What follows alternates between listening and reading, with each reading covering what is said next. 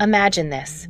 A woman sits alone in a dark apartment in New York, curtains drawn, the golden photographs of her past fading on the walls.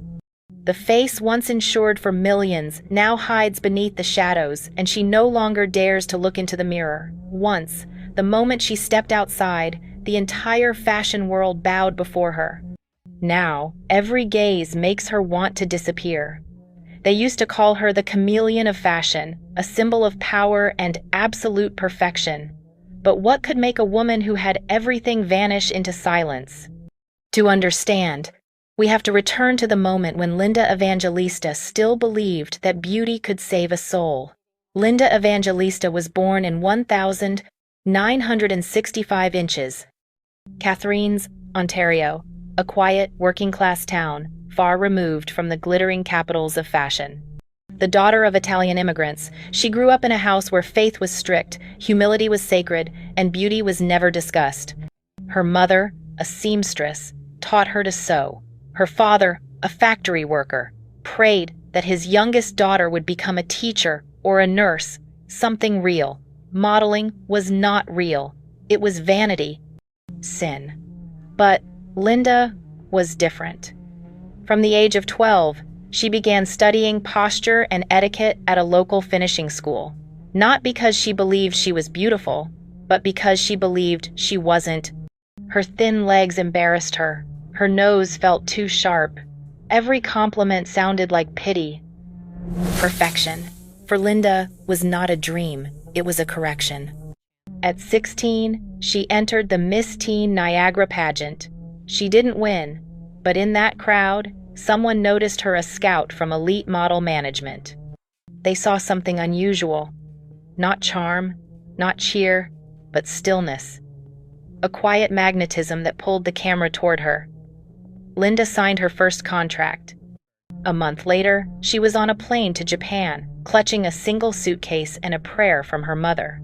Tokyo was supposed to be her beginning. Instead, it became her first trauma.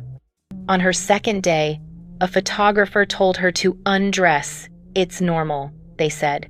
All models do it. Linda froze. She refused.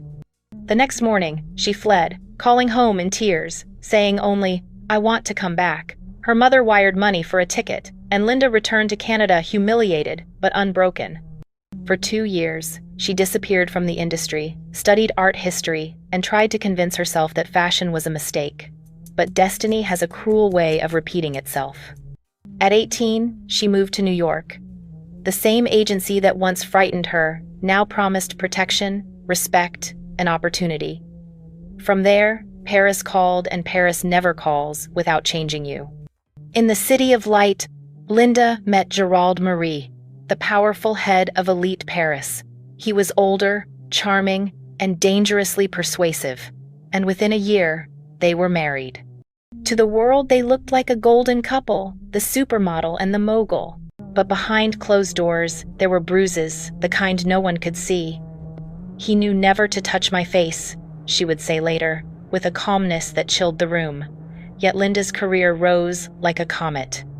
In 1988, photographer Peter Lindbergh asked her to do something radical: cut her hair short. "All of it?" she asked. "All of it," he replied. The scissors fell. Her image was reborn. Overnight, she became a phenomenon, the girl who could become anyone. The Linda cut swept the globe, and her face dominated every major magazine from Vogue to Harper's Bazaar. Karl Lagerfeld called her the most professional model in the world. Gianni Versace called her the embodiment of modern power. Every designer wanted her. Every runway began and ended with her face. She was no longer the girl who corrected her flaws. She had become the standard by which beauty was measured. But beneath the perfection, something restless grew.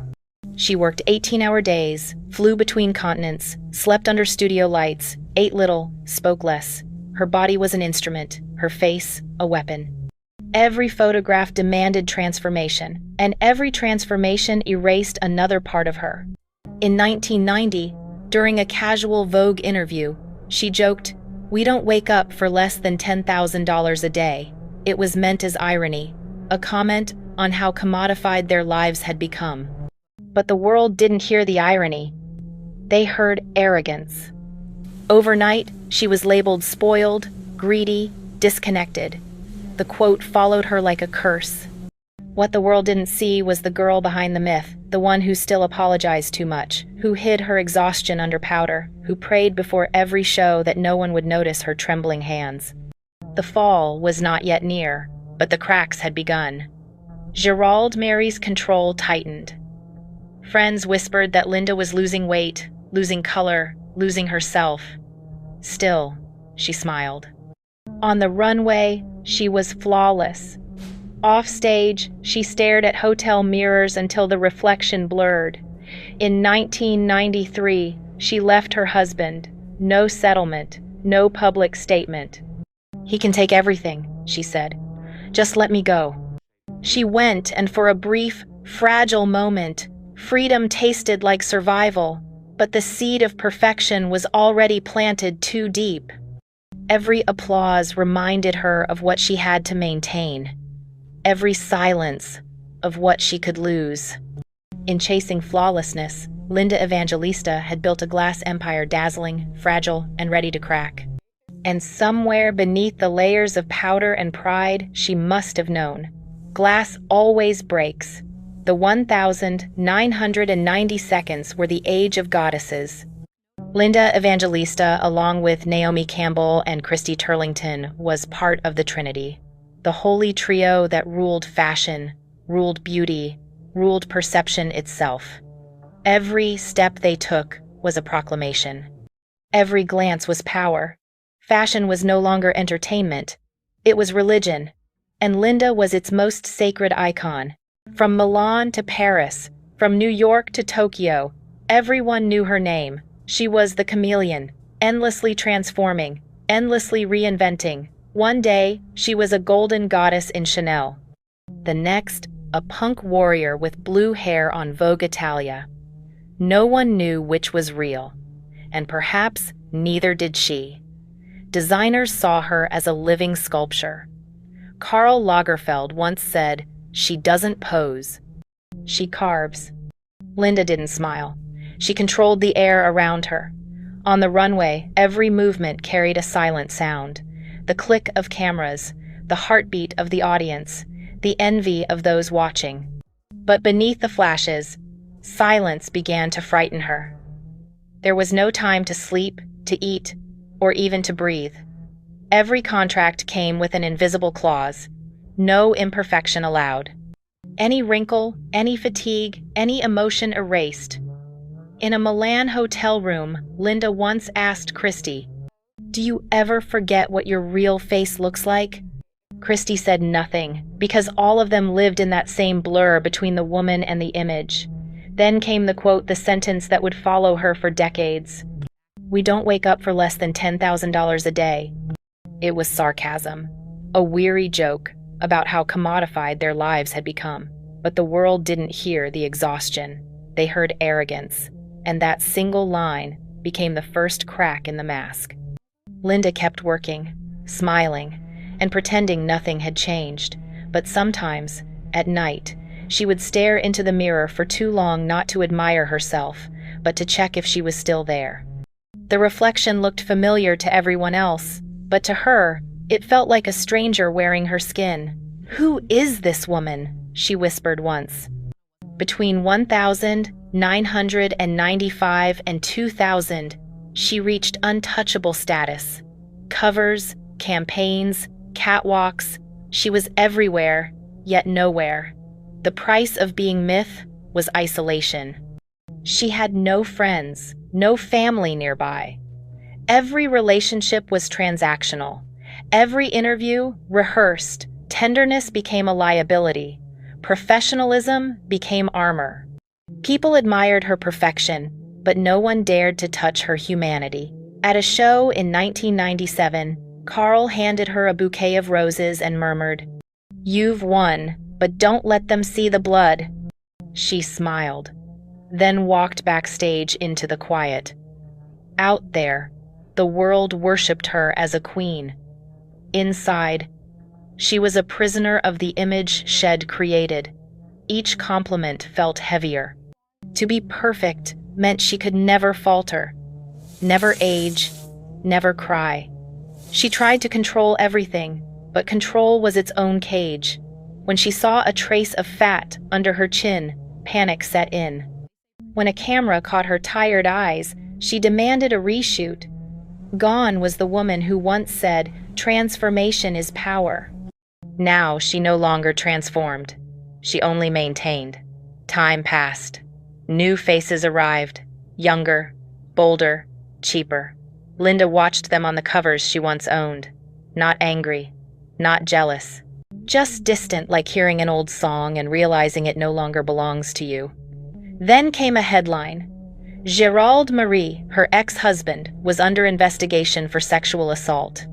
The name pulled her back to nights shed buried, to fear and control disguised as love. She said nothing. No denial, no confirmation, only silence, the kind that keeps survivors alive. In the press, they still called her the last of the untouchables. But behind every flawless photograph was a woman trembling for rest. She had reached the summit of beauty and found no air there. Because perfection, in the end, is not power. It's suffocation. And Linda had no idea she was already becoming fashion's next sacrifice. By the time Linda turned 40, the cameras had begun to look past her. Not out of cruelty, but out of habit. Fashion always forgets its gods the moment new ones appear. She tried not to notice. She smiled through campaigns that paid less, through editors who called her legendary the way people describe something extinct. But inside, fear grew like a shadow that never left the room. Every mirror became a test. Every photograph, a threat. She had built her life on control, on mastering her image, until nothing could touch it. But time is the one thing no one can retouch. So she tried to fight it. In 2016, Linda turned to a new technology, cool sculpting, a non-surgical procedure, they promised, that would freeze away fat. Safe, simple, perfect. The kind of promise someone like Linda was born to believe. The sessions began. Cold plates pressed against her skin, the hum of the machine, the silence of the technician. Then the pain, a deep, pulling ache that didn't fade. Weeks passed, then months. Instead of shrinking, the treated areas began to swell, hard, uneven, alien. Her reflection no longer obeyed her. The face that once made millions trembled back from the mirror in distorted shapes. She stopped leaving the house. Curtains drawn, lights off. The woman who once dominated the world now hid from her own silhouette. Doctors gave the name paradoxical adipose hyperplasia, a rare complication, 1 in thousands. Linda was that one. She tried surgeries 2, then 3, but nothing fixed it. The swelling hardened, her skin pulled, her confidence collapsed. And when she looked online, she saw her name being used by the same brands that once discarded her while she could barely recognize herself. "I've become permanently deformed," she whispered in one interview. "But worse, I've become invisible." For 5 years, she vanished.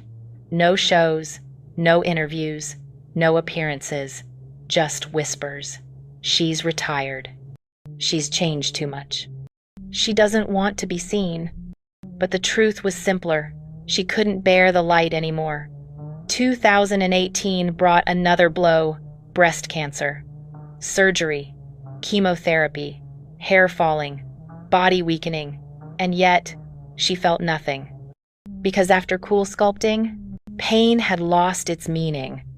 The world thought she was aging quietly. They didn't know she was fighting to survive in silence, in solitude, in a dark apartment that smelled faintly of antiseptic and perfume. Every morning, she avoided the mirror.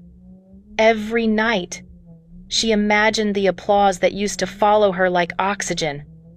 Now, there was only the hum of the refrigerator and the ticking of the clock. Time, her oldest enemy, had finally caught up. In September 2021, she broke the silence. A single post on Instagram, a photograph in grayscale, unfiltered, raw. The caption read, "To my followers who have wondered why I have not been working while the careers of my peers have been thriving. I was brutally disfigured by cool sculpting. I have been left, as the media described, unrecognizable." The post spread like wildfire. The world gasped. The same media that once crowned her the chameleon of fashion now wrote headlines about her tragic transformation. But something had changed. For the first time, Linda wasn't hiding behind perfection. She was telling the truth, and the truth had power. She sued the company, not for money, but for justice. And as the case gained attention, messages poured in. Thousands of women wrote to her, "Thank you. I thought I was the only one." For the first time in years, she wasn't alone. Still, healing didn't mean returning. Behind the lawsuit, there was still grief, not for fame, but for identity. The woman in the photographs was gone, and she had to learn to live without her. One evening, as she prepared for her first public shoot in years, a cover for British Vogue, she told photographer Stephen Meisel, "Don't hide what happened. I don't want to pretend." Meisel nodded. The photo shoot took hours. When it was over, Linda looked at the screen. Her eyes filled, not with vanity, but with relief. "I am still here," she said softly. The world saw the cover and cried. Not because she looked perfect, but because she looked human. Then came 2022. Fendi called. A return to the runway, not as the flawless queen, but as the survivor. When she stepped out in a sculpted silk gown, the audience rose. No whispers, no judgment. Only applause, long, loud, alive. For the first time, Linda didn't walk for them. She walked for herself. Yet even in triumph, the pain lingered. The nerves damaged by the procedure still ached. The memories of her face before still haunted her. At night, she touched the contours of her neck, feeling the ridges where smoothness used to be. "It's not about vanity," she told People magazine. "It's about identity. I no longer recognize the woman I saw." That sentence captured the essence of her fall and her rebirth. It was never about losing beauty. It was about losing self. Perfection had promised her immortality. Instead, it gave her absence. Now, the cameras flash again, but softer. No longer demanding, no longer devouring. They capture a woman who has bled for her reflection and survived it. Because when the mirror finally broke, Linda Evangelista found the one thing perfection never allowed: her own face. And maybe that's what it took to lose everything, just to be seen again. Years passed, and the noise around her began to fade. The tabloids found new victims. The cameras turned away. And somewhere in that silence, Linda learned how to live again, not as the supermodel, but as the woman who survived her own reflection. She began to speak softly in interviews. No longer rehearsed, no longer cautious, just honest. "I used to believe perfection would protect me," she said. "Now I know it only isolates you." Her words carried the weight of someone who had finally made peace with imperfection. The mask she had worn for decades, the smile, the control, the pose, was gone. In its place stood something rarer: truth. In 2023, she appeared in the Apple TV documentary The Supermodels, beside Naomi Campbell, Christy Turlington, and Cindy Crawford. The four women, once untouchable, now spoke about fear, loss, and survival. But when it was Linda's turn, the air changed. She didn't speak about fame. She spoke about the silence that followed it. "Fame used to be my voice," she said. "Now, it's just an echo." The audience cried not because she was tragic, but because she was real. She no longer chased youth or symmetry. She stopped contouring her scars for the camera. Each wrinkle became a line of memory, each imperfection a proof of life. She had lost the body that made her a star and gained the soul that made her human. In private, Linda found a new rhythm. She spent mornings walking her dog along the Hudson. She took photographs of the sky, the same sky she once ignored from airplane windows between runway shows. She cooked. She read. She forgave herself for slowing down. "I used to think stillness meant failure," she said once. "Now I think it means peace." For decades, Linda's identity had been tied to being seen. Now, her power came from choosing when to be seen. She no longer lived for flashbulbs or applause, only for moments of quiet recognition. When she looked in the mirror, she didn't flinch. The woman staring back was older, softer, unfinished but present. In 2022, British Vogue asked her if she missed the old days. She smiled and replied, "No, because the woman from those days would never have survived what I did." It wasn't arrogance, it was acceptance. Her story, once told as a tragedy, began to be retold as resilience. Younger models cited her as the reason they dared to speak about body image, age, and self-worth. What had once been shame became testimony. What had once been silence became solidarity. Even the industry changed slowly, reluctantly. Campaigns began featuring women over 50, runways widened. The mirror that had once destroyed her was now showing a different truth. Perfection was over, and Linda, the woman who had lost everything chasing it, had outlived the myth. There's a photograph from her most recent shoot. She's not posing. Her head is slightly tilted, her eyes half closed, her face framed in natural light. No retouching, no illusion. Just a woman who has looked into darkness and chosen not to turn away. Once, she believed beauty could save her. And now, she knows it was never beauty she needed. It was freedom. She was never broken. She was silenced. And when she finally spoke, the whole world listened. The apartment is no longer dark. Morning light seeps through the curtains, touches the framed photographs once covered in dust. Linda stands before the same mirror she once feared, not as the goddess of fashion, but as the woman who lived through it. The reflection is softer now, older, truer. She adjusts the curtain, lets the sun flood in. The same light that once blinded her now feels like forgiveness. Every scar, every line, every imperfection glows under it. The cameras that once hunted her image now chase her words. And she speaks quietly, but with the clarity of someone who has been through silence. "Perfection nearly destroyed me," she says. "But imperfection saved me." The industry that built her and broke her has changed its tone, pretending to celebrate diversity, pretending to learn. But Linda doesn't seek revenge or redemption.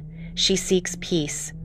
The mirror was never the enemy. It only reflected what the world demanded from her.